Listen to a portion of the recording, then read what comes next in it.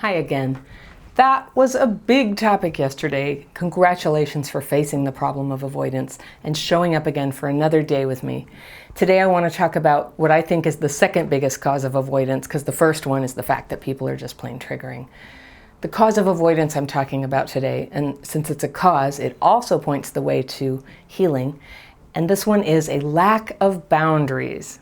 Have you ever found yourself ignoring phone calls and texts, blowing off emails, or even knocks on your door, not because someone dangerous was coming after you, but only because you just didn't feel like you could deal with people in that moment? Now, just ignoring a message or two might not feel like it's so important, but little things have a way of sliding into big things.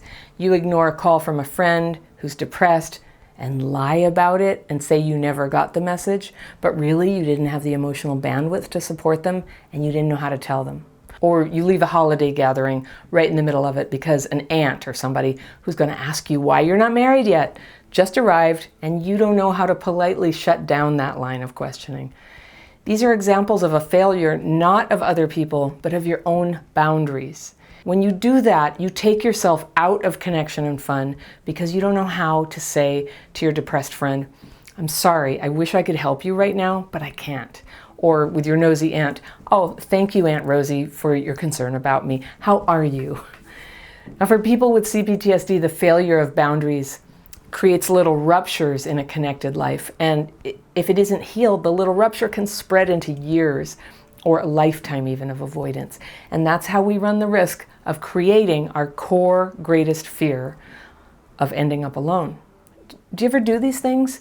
Now, I know there are sometimes good self-protecting reasons to just avoid facing certain people. They're dangerous. They've become a total nuisance, and you don't have time right now to face them and deal with disappointing them. But I'm talking about the way we sometimes choose to isolate, even from people we care about, even from opportunities for work or fun that we used to really want in our lives. And the reasons we do it in that moment may seem like a good idea, but when you stand back, it's because the demands on you in that relationship or that work project or that dinner party could, in your mind, get out of control. Now, that's not crazy thinking. If you don't have boundaries, people can and will consume you, your time, your energy. And when you see them, you risk getting triggered and dysregulated for days. You're not imagining this risk, but a lack of boundaries is a huge reason why this happens. And that's good news, because this is a very fixable problem. It might not be easy, but if you can learn to have better boundaries, you can afford to let people in. Now, I used to think boundaries were all about holding people away from you, but they actually refer to a clarity inside about what you are and are not okay with. And if it's not okay, what will you do to keep the problem outside your personal space or outside of your life? Like end a relationship or walk away. When you can trust yourself to honor your own boundaries and you don't have to fear getting stuck in a situation, you can check it out. You can take a step closer because you know that if things get weird, you can step back out. Now, it's normal when you have CPTSD to fear being sucked in, overwhelmed, stuck in a situation where you're miserable. But if you look at it, it would be really hard for somebody else to actually trap you in a situation where you didn't want to be. Yes, it's possible to use threats or force to do this to someone. I've had that happen a few times, but that is almost never what's actually going on. And so virtually all the times where you feel pushed or coerced or trapped or miserably obligated are really you not having the inner strength to say no. It's you being afraid of what people think of you, or you going on a long path of people pleasing a little here, a little there, until you're deeply embedded in some situation you actually don't want to be in. If you said yes so many times because you couldn't deal with saying no, you may not even remember how you got here, but it doesn't actually make people like you better, and it doesn't make you happier. And even worse, it makes you believe that you have no control over your life, getting so far off track from what you want. All that people pleasing has a way of making it seem like other people did this to you. And so it's really good news to realize that it's actually you who is not having boundaries and standing up for what you need and what will work for you so that you can be happy. And it's you who's disconnecting from other people by doing this. And why that's actually good is that when it's you, you can actually do something about it.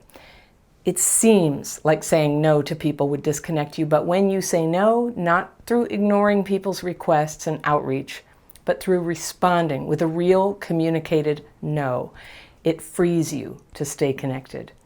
When you're confident that you can give something a try, like attending a group meeting or going on a date or taking on a project, and you know that you can still say no the next time, or even in the middle of it if you absolutely have to, that's freedom. When you're in charge of when you say yes and no, isolation is not necessary.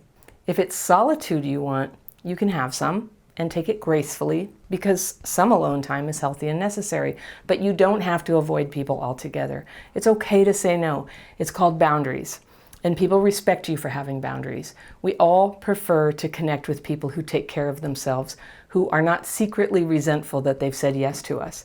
No one actually wants a resentful yes. They'd rather have the you who wants to be there, even if it's less often than it used to be. Now, here's a secret about boundaries. They go two ways. A boundary is what you say no to, but it's also saying yes to the things that are right for you to say yes to. Let's call these responsibility boundaries. When a father doesn't support his kids financially, he's breaking a responsibility boundary. When someone says they'll pick you up at 8 o'clock and they never show up or call, they break a responsibility boundary. And notice that the father who doesn't pay or the driver who doesn't show up, they're isolating too.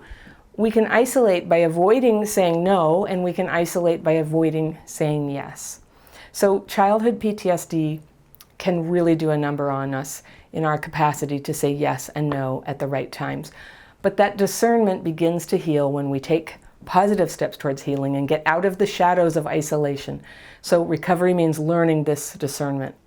When you know your own mind and you can say yes or no politely or really fiercely when necessary, your urge to isolate will get smaller and smaller. And you'll be amazed when you're expressing yourself on these day-to-day things, saying yes to this, no to that, and how much your life fills up with good people and real connections.